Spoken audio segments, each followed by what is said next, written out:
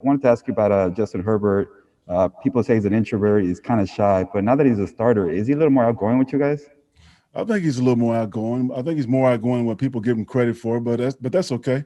He's got to lead in his own way, and I think he's comfortable with who he is as a quarterback and a person. So our team responds to him, and that's really all that matters.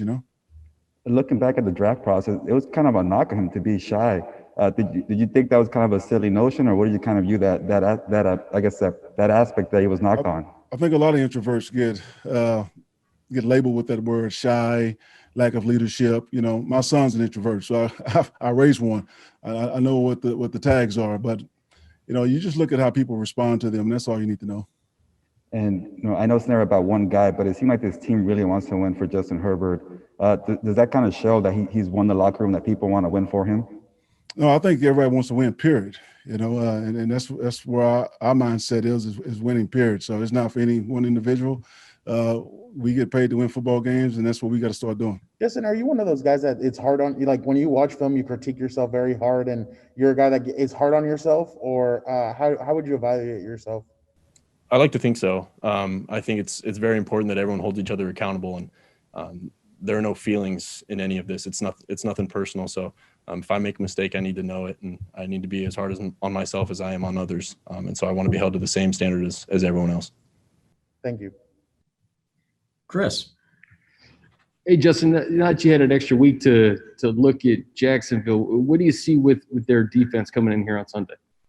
Yeah, they're another really well-coached team, and they've got some guys that really make some plays, and they're a little bit banged up, but that's what's going to happen in the NFL, and got some really athletic guys that we're going to have to watch a lot of film, get prepared for, but they fly around, and they're a really well-coached team. And on the other side, Gardner Minshew, I know you guys had some shootouts in Pac-12. What do you remember about some of those games? Only got to play him once, and they beat us pretty badly at their place, and he's been really fun to watch, and just the way he's handled everything he's a top-notch guy, and has a lot of success on the field, and really glad to see a Pac-12 guy like that. Hey, Coach. Now that you've kind of got a little bit of time to and the bye week, what are your initial thoughts about Justin and kind of the way he performed during his full starts? Like I've said all along, I think he continues to improve every week, as we can continue the season, if he can continue that trend of completion percentage and staying in the pocket and making those big time throws, I think he's only going to get better from here. What do you feel like your offense needs to do to get better going into this final or this next stretch of the season? I think in general, I think we got to score points. I think that's the name of the game. Score more points than the other team. We got to continue to score, and we got to keep drives going. We had some drives that stalled out last week, and we got to continue to keep those drives going and score points. Do you guys feel like you've picked it up a little bit? I mean, at the beginning of the season, you guys scored 16 points. Then against Kansas City, it was like 19. Do you feel like slowly but surely you guys are picking it up in the points? Yeah, I do. It's been going up every week. We got to continue that trend, though, going forward. Thank you, Shane. Thanks, Fernando. Michael. Hey, Coach, just wanted to get your initial thoughts on the Jaguars defense. Obviously, this is a much younger team than it was a year ago. There's no more A.J. Bouye, no Calais Campbell. Yannick Ngakoue is now in Minnesota. Just your thoughts on what you see, and then especially in terms of those young playmakers like their rookie Caleb on Chasen, C.J. Henderson, and then a second-year player, Josh Allen.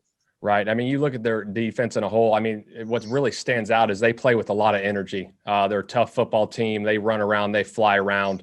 So it's going to be a heck of a challenge for us. I think as an overall defense in general, like I said, they do a lot of good things, and we got to be ready to go. Hey, Mike. So a lot of these jump ball catches that you make, you kind of obviously almost trademarked them at this point, but they sort of come up a lot late in games and really crucial moments. Even going back to last season, the one you had in the Chiefs game, you had in the Broncos game. Why do you feel like you make these catches in these crucial moments, and what's going through your mind in those sort of 2-minute drive situations when those goal balls are coming to you in double coverage? Well, first, the coaching staff trusts me to make those type of plays, and my ability. I feel like I was doing that for a while since high school. Just making the plays. That's the main thing. The ball in the air, don't matter the situation. Just go up and make the play and try to help the team find a way to win. That's the main thing. When the game is on the line and the coach is calling you to make that play, don't let anyone down. Make that play and find a way to help the team win. Do you remember the first time you made a catch like that? Like, what's your earliest memory of jumping over like 6 people and making a catch? I don't know. I feel like I was doing that since I was a kid, to be honest. I was always kind of bigger than everybody growing up. So me and the homies that play in the backyard, he just throw the ball up. I mean, we all made catches like that though. So it don't be nothing to people back home. They were seeing it for a long time. How do you feel like you guys faced the Jaguars last year late in the season? How do you feel like their defense has changed from last year to this? Obviously, they're missing Calais Campbell, Yannick, and Mbappe. So how do you feel like they've changed other than those moves? Yeah, I mean, they still have a lot of talent up there, and they've drafted guys that they've put into different places that are really athletic and make plays. So it's a tough defense. It's a defense though that we go against. A similar style. We've seen the looks, and obviously we've played Jacksonville these last couple of years. I feel like 3 or 4 times I have, and so we've played them. They're kind of a little bit of a familiar opponent, even though they're not in division. We've played them a good amount, so I think that helps us in a way. But they're different, but they're still very, very talented. And last question for me: your shirt says block, release, and what else? Block, release, catch, and spike. Is that kind National of Tight End Day this weekend, baby? Big day. Hey, Gus, just heading into the bye week and self-scouting, I mean, what were your priorities as far as figuring out what's happening right now with the defense? Well, we have, we break it up into 2 parts. We have what we call the Sweet Six, and that's like things like stopping the run, eliminating explosive plays, affecting the quarterback, third down. We call it win on third down, own the red zone, and it's all about the ball. So those 6 categories we self-scout. And then after we get done self-scouting that, then we look at all the situations we were in and try to look and see if there's a common trait or if things are taking place, good and bad. And then what we do is we talk to our players. We met with our players and said, hey, here's what we found out, and here's the plan moving forward. So I thought it was probably, since we've been here, our best off week as far as really self-scouting us and looking at it. Hey, Mike, when you look at this Jaguars receiving core, I mean, they've got a lot of different players in terms of skill sets. Like you have the rookie Laviska Shenault, who can kind of do everything.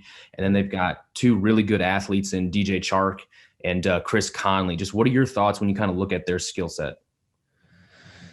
Obviously, I mean, the NFL receivers, so they are pretty good. I mean, they get paid to make plays just like we do. But we got to make more plays than they do. And that's really it. When it comes down to it, as long as you do our own technique, we'll be able to beat anybody.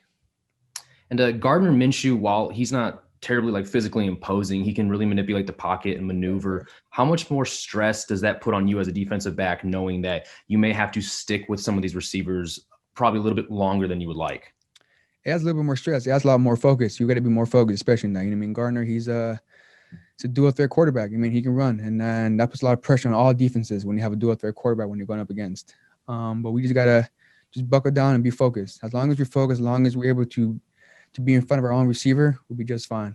When you look at the Jaguars on film offensively, it seems like they started out, a little bit of a bang, but they've kind of fizzled here, the last few weeks. What have you noticed that's kind of changed about their offense that you guys have to be leery of that they, may try to regain here on Sunday? We know, from their run game, we have to stop the run game. They have a pretty talented back. We know their offensive line feeds off that. So as long as we keep them in their place and, try to stop the run and do our best to, hold Minshew from scrambling, we'll do a pretty good job. But overall, I feel like their whole game feeds off the run game. So if we eliminate the run game, like I said, we'll be in good hands. What about is the thought of explosive plays in the pass game? Have you seen that from them? Is that something that is a concern for you as well? Yeah, definitely. It's a concern every week. We don't want to. We always talk about, for the DBs, we always preach stay on top. Gus Bradley does a good job with them. So, and as long as we do our part as a D line, as far as keeping the quarterback inside the pocket, Minshew's big plays usually come from him getting outside the pocket, trying to extend plays. So it starts up front with the D line. We do our job; they'll take care of the rest on the back end. Yeah, we're still in a good place. Right now, we're starting to get some guys back. Just talking to the guys, I just told them my story. My second year in the lead. My second year in the lead, we had a rough patch. We lost a lot of games too as well. And the last time I had this feeling right here, I won a Super Bowl. So I'm just talking to guys, telling guys just to believe in themselves, believe in the scheme, and it's going to come together. You know, we have opportunity to get our guys back that was hurt. They're coming back, and it's going to help us. And right now we're not playing bad ball. We just ain't finishing. So I think so far we're having a great week of preparation, and we just got to get a win and just start making it a thing. Linval, how did they respond to that message, the team, when you told them that story about the 2011 Giants? They was listening. They were just trying to understand what happened. And that was the year the lockout. So that year it had a lot of injuries too as well. And everybody got healthy at the right time. And then once everybody got healthy, we started winning games, and we just kept winning games. And that's how we got that ring. Appreciate it. Fernando. Linval, what do you think makes this team so special and so unique to compare them to that 2011 Giants team? We have a lot of great people on this team, a lot of great athletes, and a lot of guys that's hungry and want to win and want to have those great accomplishments. So having guys like that's not selfish, that wants to commit and do the right things, I like being around that.